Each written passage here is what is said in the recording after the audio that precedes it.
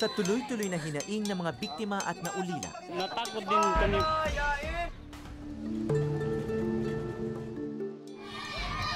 Lumalaban naman ngayon ang ingay ng politika.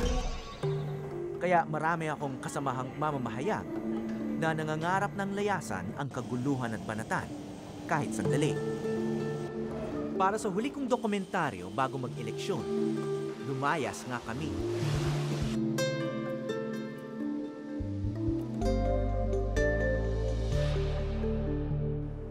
Nonok do tokon minuhongas kadisina. Sa podi-podiya hamya kano nilaw nga na. Di kwa makatalamari.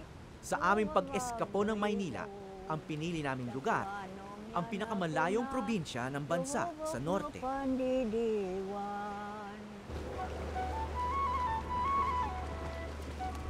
Mas malapit pa ang Batanes sa Taiwan kaysa sa Luzon.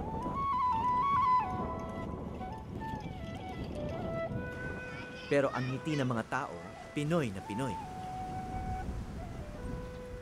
Sa likod daw ng mga ngiti ng taga rito, ay ang ugaling mapagkakatiwalaan.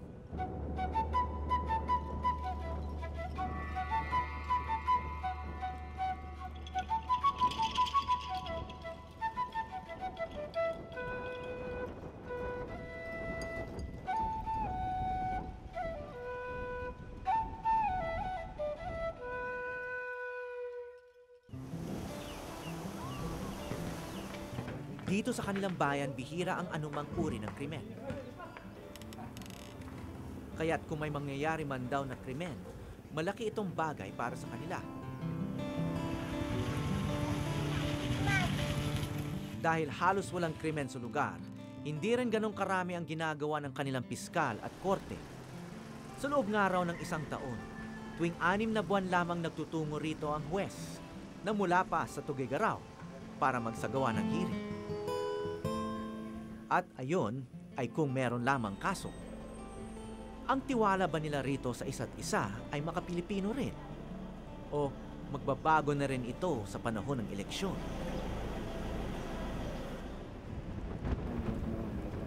Karne ng kalabaw.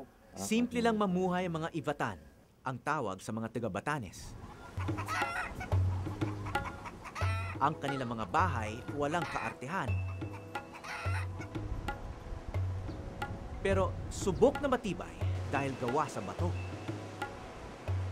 Bahay na Ivatan ang tawag nila sa kanilang tirahan. Mga tahanang ginawa pa raw ng kanilang mga ninuno. Sa katunayan, hanggang ngayon buhay pa ang pinakamatandang bahay na Ivatan dito sa Batanes. Lola Inday, kumusta po kayo? Kayo na lang mag-isa dito? Oo, ako lang mag-isa dito. 1870 pa ito noong itinayo. Naging pasyalan na nga ito ng mga turista. Si Lola Inday, isa sa pinakamatandang Ivatan, 84 na taong gulang. Sa kanyang edad, nagsisilbing proteksyon raw nila Lola ang kanyang bahay. Halos lahat ba ng mga taga-Batanes ay ganito ang bahay? Oo, Lahat. lahat-lahat ganito mababa lang kasi malakas yung hangin dito pag may bagyo. So, gawa talaga sa bato ang mga bahay dito? Oo, gawa sa bato. Mag-isa na lang si Lola Inday sa kanyang bahay at dahil na rin sa katandaan, dumarami na rin ang kanyang nararamdaman. Pero hindi siya natatakot mamuhay na mag-isa. Walang magnanakaw dito sa Batanes? Wala akong naranasan na magnanakaw dito. Pumasok sa loob. Madalas daw iniiwan ni Lola Inday na bukas lang ang pinto ng kanyang bahay. Isang bagay na hindi mo maaaring gawin sa syudad. So, nilalak niyo ba yung mga pintuan at bintana rito sa gabi? Hindi. Hindi na kailangan? Hindi na. Hindi naman Wala kayo... naman. Dito, hindi naman namin sinisira kasi hindi kami sanay sa siradong tulugan eh. Open. Subok na rin daw ni Lola Inday ang kanyang bahay. May bagyo man o lindol. May kumpiyansa kayo na hindi magigiba itong bahay pag malakas ang hangin? Ay. Palagay ko hindi naman siguro mag-iba-iba agad yan. Mararamdaman ko rin yan kung magigiba.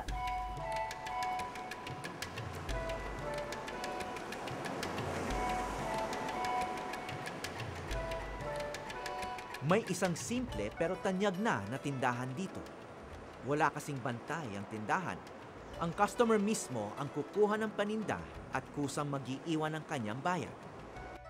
Dito raw masusubukan kung sino ang matapat. Good morning po. Hi, Howie Severino. Ayun po. So, kumusta na ngayon ang Honesty Cafe? Honest pa ba yung mga customers dito? Oo. Mas marami ang honest kaysa dishonest. So, bakit nyo naisip na magtayo ng Honesty Cafe? I do not know who named it. But when I heard it in the radio in Basco, yung ano natin dito, local radio station, sabi nila, mayroon dyan. Yung mga nai-standard sa Ivanaport, mayroon naman silang inuman ng kafe dyan sa Honesty Cafe. Meron pa rin naman daw dishonest na customer ang Honesty Cafe. Pero mga turista raw ang mga ito. They came here and they got one because I noticed one was missing. But when I look at the box, there was no payment. Oh, they didn't pay. Oh, they didn't pay. Karamihan ng mga tao rito sa Batanes, honest, and they don't cheat, even during elections, sa tingin nyo? Sa tingin ko, wala pang nag-cheat sa election dito.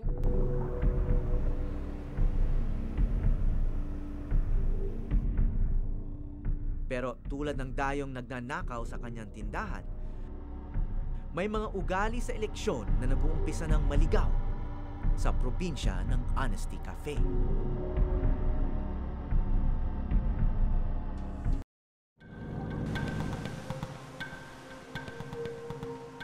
Kung ikukumpara sa syudad, malayo ang muka ng eleksyon sa Batanes. Hindi rito uso ang maingay na rally ng mga kandidato o kaya na may mga TV ad o advertisement sa radyo. Dito ang mga kandidato simple kumangampanya. May candidate, so nakaliba ko. Okay. Tumatakbo kayo bilang Mayor dun sa iba na. tulad na lamang ng guide naming si Jack Castaño. Hindi ko akalain na tumatakbo pala siya para sa pagka-alkalde. Pero wala siyang paraphernalia o nakabuntot na staff. So, cultural itong tiwala, no? Yung pagtutulungan. I sabi would niyo. say. So, nag-i-extend yan kahit election. Yes, very, very much. You never hear of any trouble during election time, cheating, pagsasamantala. Yung sa English, yung making one over the other, ganun, wala yan. I owe my lawyer Hindi rin daw to the uso sa mga general. Ivatan ang paninira ng kapwa kandidato ng Bulgaran. Isang bagay na tila pangkaraniwan na sa Kamaynilaan. Walang negative campaigning dito. Wala. Hindi mo sinasabi yung masamang record ng kalaban mo. Publicly, we do not do that. Pero siguro, pag nag-house to house kayo, sinasabi mo yung napupuna mong masama o shortcomings ng mga kalaban mo. But going publicly, we do not do that. So, bakit publicly you don't do that? Bakit? The more you will not win the people's confidence. Pagka, nagbular ka na something that's wrong, why do we talk about that? Let's talk about our programs. Ganun eh. Ay, hello. Morning. Ato pala pa ito. Independent candidate si Jack. At ayon sa kanya, mas gusto ng mga Ivatan ang bahay-bahay na pangangampanya. Ay, happy birthday sa atin. Magka-birthday kami nito eh. Kaya iboboto niyo si Jack. Diba? Inikot ni Jack ang kanyang bayan. Okay, bye-bye. Okay, thank you. Ito si Dado, Jack for Mayor, ha? Kaya mga anak makikinabang pag ako'y binoto. Jack for Mayor. Raymond Chid Eric. Ngunit mas ikinagulat ko ng kanyang pasukin ng teritoryo ng kanyang kalaban. Ito ang headquarters ng Liberal Party sa Ivana, pero papasukin ko. Hanapin ko yung kandidato nilang mayor dito. Diyos. Tama pa rin mga kampanya. Oh, for Mayor, Jack. For Mayor, Tasio. Ang kaso Liberal Party, sa ako ay PDP. Yan ang asawa niya si Tess, anak Ayon kay Jack, magkakaibigan silang lahat na kandidato rito sa pagka-mayor. At kahit magkakalaban, hindi uso sa kanila ang iringan. Dahil kung tutuusin, magkakamag-anak pala sila. Kumakandidato ngayon na vice mayor ng Nacionalista Party. Pinsan buo yan ng tatay ko.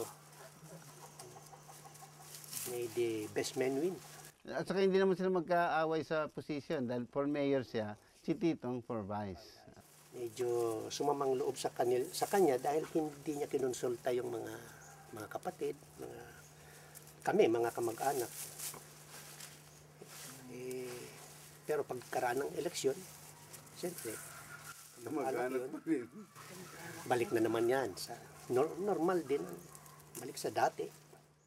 Kaya't hindi raw nila maisip kung bakit kailangan pa mag-away para lamang manilbihan sa bayan. Nag-aagawan lang naman kayo na para manirbihan sa tao, di ba? Kaya hindi dapat pag-aawayan yan.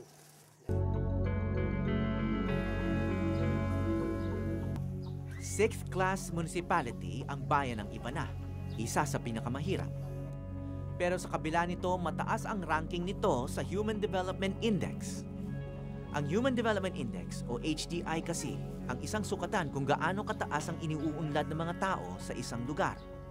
At sa huling HDI, hindi nawawala sa top 10 ang lalawigan ng Batanes. Patunay na hindi lamang pera ang sukatan ng pag-unlad ng isang bayan. Tignan mo yung sweldo ng magkano lang. Mabuti may sweldo na ngayon. Dati walang sweldo yan. Per dime lang. Per dime lang. Kung ikumpara mo sa pwede namin kitain, kung wala kami sa serbisyo, mas malaking kikitain namin. Kaya't minsan, hindi raw maalis ng mga Ivatan ang pagtataka kung bakit kailangan magpatayan pa sa ibang lugar para lamang sa isang posisyon. Ang isang politiko sa amin dito, napakalaking sakripisyo. Hindi katulad sa ibang lugar na gusto magpayaman, kaya Pasok sa politiko. papasok sa politiko. Mayor! Dinala rin kami ni Jack sa nakaupong mayor ng Ivana, si Mayor Ramon Elizondo. Buksan ko na maski wala si Mayor. Alam niya man mga ngampanya ko. Ay, ito si Mayor. Oh, Mayor. Oh, no, itong may-ari ng bossing ng Ibana. Kalaban niya rin ito ngayon sa posisyon ng pagkaalkalde, ngunit tulad ni Tasio ng Partido Liberal, isa rin niya itong kamag-anak. Oh, si Monching. Ang kapatid niya, asawa ng kapatid ko. Oh, kamag-anak din. So, ganito kami ka-peaceful talaga sa Bataan. Magkakamag-anak lahat eh. Walang sama ng loob, hindi nag-away-away. Lahat gustong magsilbi sa bayan. Oh, ang kaso lang, isa lang kasi yung posisyon. Maganda naman ang usapan nila eh. Yung kuya niya, iboboto siya. Yung ate ko, iboboto ako. Yung mga anak, bahala sila. Yung mga anak, bahala na yan. Para sa kanilang mga politiko, hindi nila hahayaan na pumasok ang away sa kanilang mga pamilya. We just hope that kind of politics will not really come to Batanes. Leave our style of politics here, okay na sa amin yan. Matalo ka, okay. Manalo ka, okay pa rin.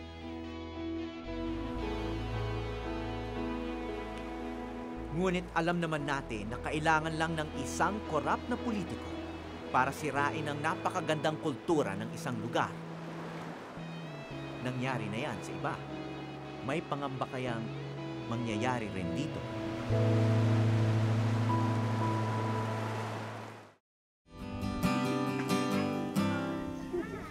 Sa payak na pamumuhay ng mga Ivatan, makikita sa kanilang mga muka ang pagiging kontento. Ngunit tulad ng ibang parte ng bansa, unti-unti na rin itong nagbabago. Ang modernisasyon ay unti-unti na rin nakikita sa mga isla ng Batanes. Marami sa mga bahay na bato na gawa pa ng kanilang mga ninuno ay hindi na nila tinitirhan. Mas pinili na nilang tumira sa konkretong bahay.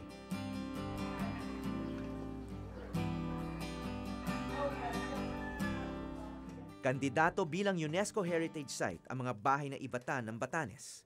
Ngunit dahil sa patuloy na pag-iba ng mga ito, maaaring hindi na maisama sa listahan ng UNESCO.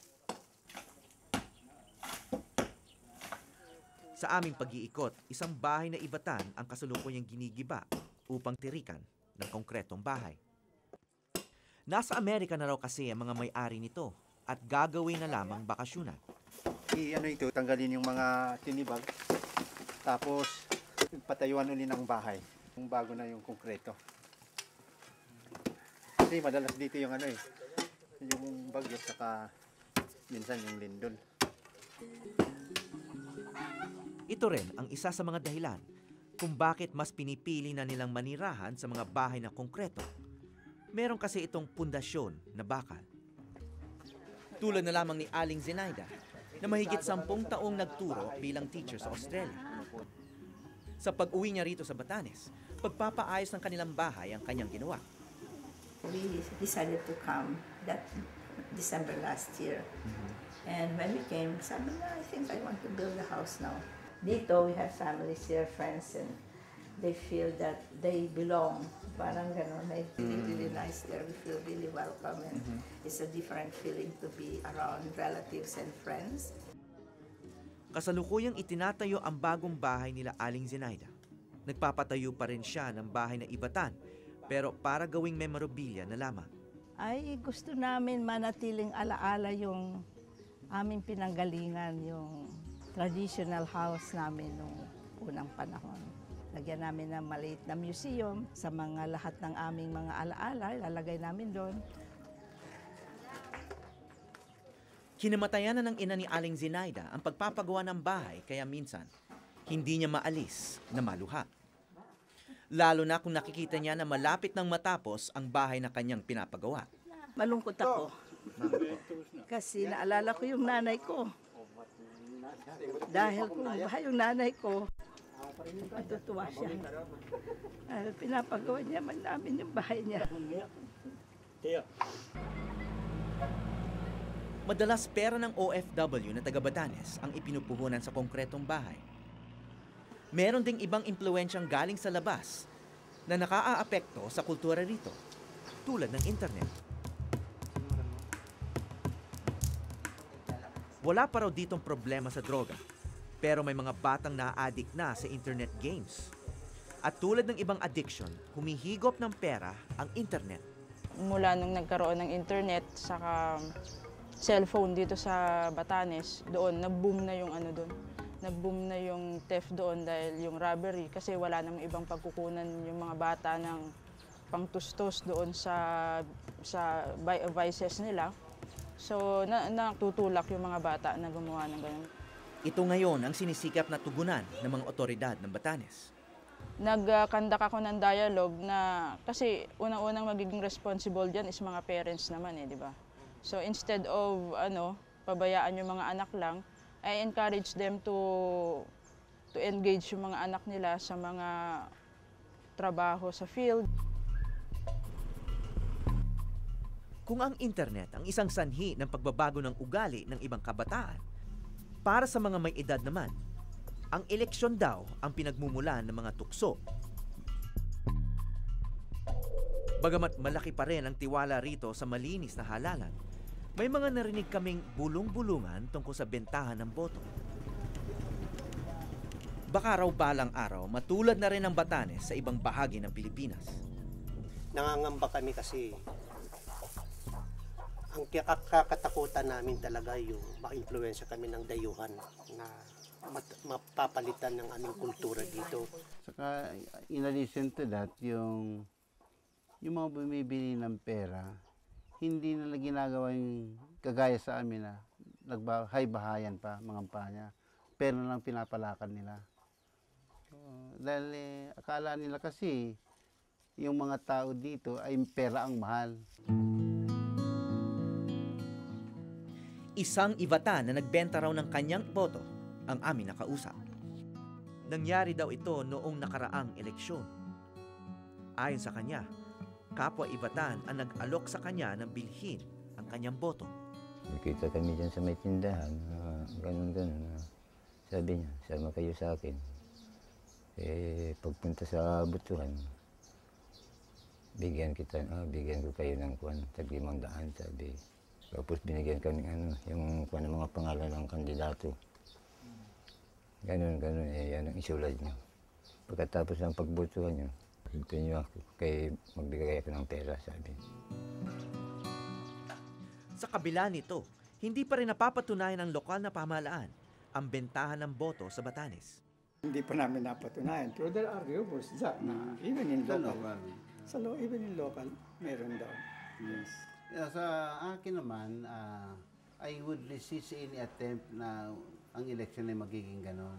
Kung pabayaan natin yan, hindi tayo kikilos ngayon, it will come to the point na balang araw, ang may pera lang ang maging, ang may luklok sa posisyon. Ayon kay Jane Abad, COMELEC Election Officer ng Batanes, minsan nang may nagsumbong sa kanila ukol sa bentahan ng boto. Maalala ko nung last 2007, mayroon nag-file ng complaint. Pero nung pinatawag na sila sa regional office namin for investigation, nag-retract yung mga complainants.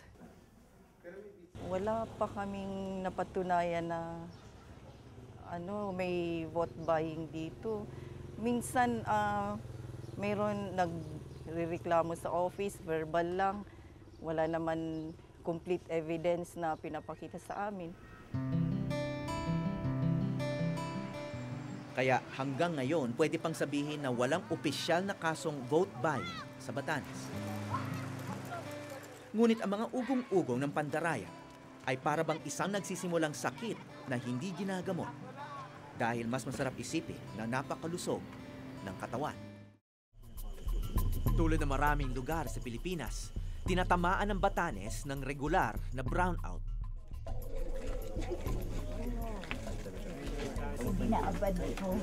Pero hindi ito nakapigil sa isang grupong kandidato at kanilang mga supporter. Sa liwanag man o sa dilim, naglalakad lang sila. Nangangampanya bahay-bahay. Isa ng mahabang tradisyon sa Batanes. Hindi tulad sa Maguindanao at ibang election hotspot. Walang takot at walang security ang mga kandidato rito. Kaya malaya silang makipag-usap sa kahit sinong botante.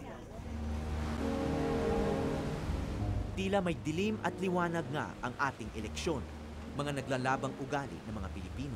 Malaki pa rin ang tiwala namin dito sa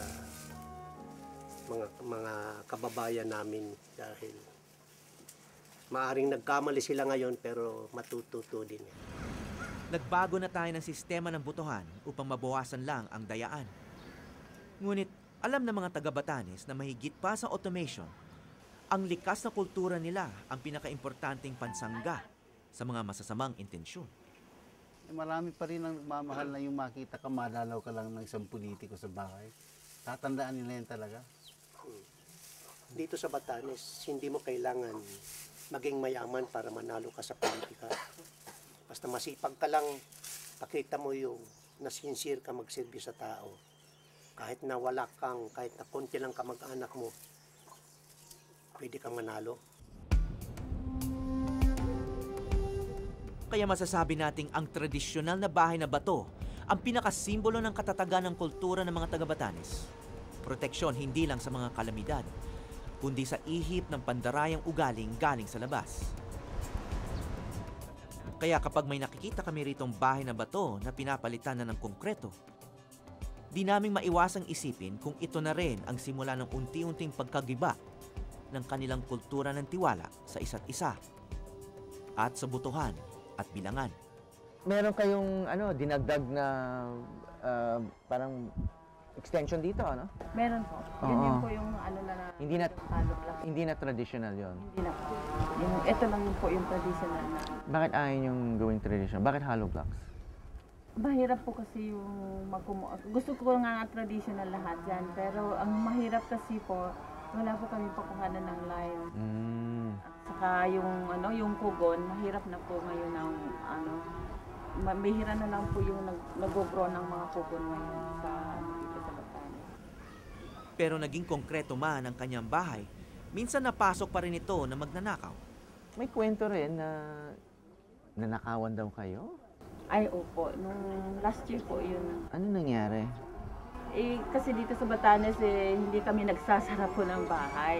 Eh, pag gabi, kung mainit, dito kami mag-ina na natutulog dito sa labas. Sa labas? Opo.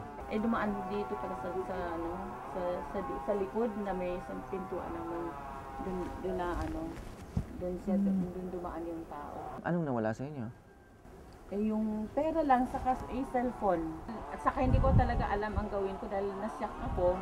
Dahil minsan hindi pa nangyari dito, no? So, takot ako na lumabas dahil ang ano ko lang baka mamaya minabantayan kami sa labas. Pero sa kabila na nangyaring insidente, hindi pa rin nadala si Aling Feli. Mahirap daw kasi tanggalin ang pagtitiwala sa kanilang mga tibatan. Kasi malaki pa rin ang tiwala ko na hindi mangyayaring basta-basta yun dito sa aming lugar. Hindi na nga raw iniisip ni Aling Feli na maaring maulit ang nangyari. Nalalock ba yung mga pintuan nyo? Talaga may mga lock? Wala. Meron pero hindi ko nagagamit. Kahit yung susi ng pintuan namin, hindi ko alam kung saan ko na ilagay na.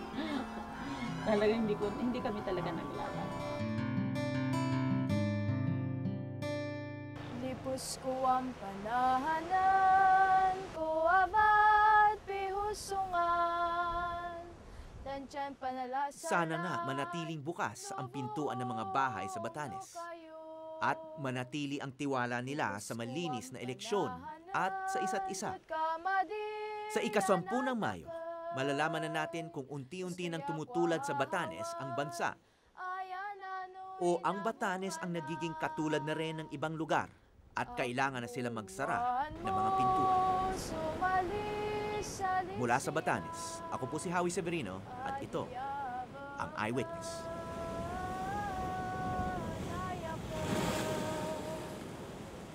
Lipos ko ang panahanan ko abad pihudhuran. Tarialan nu araw, tarialan nu araw. Lipos ko ang panahanan ko abad pihusungan. Tansyan panalasalan, lubong no kayo. Lipos ko ang panahanan ko't kamadirya natakay. Istorya ko hahawan, ayan ano inabungan na. Maraming salamat sa pagtutok sa Eyewitness mga kapuso. Ano masasabi niyo sa dokumentaryong ito? I-comment na yan at mag-subscribe sa GMA Public Affairs YouTube channel.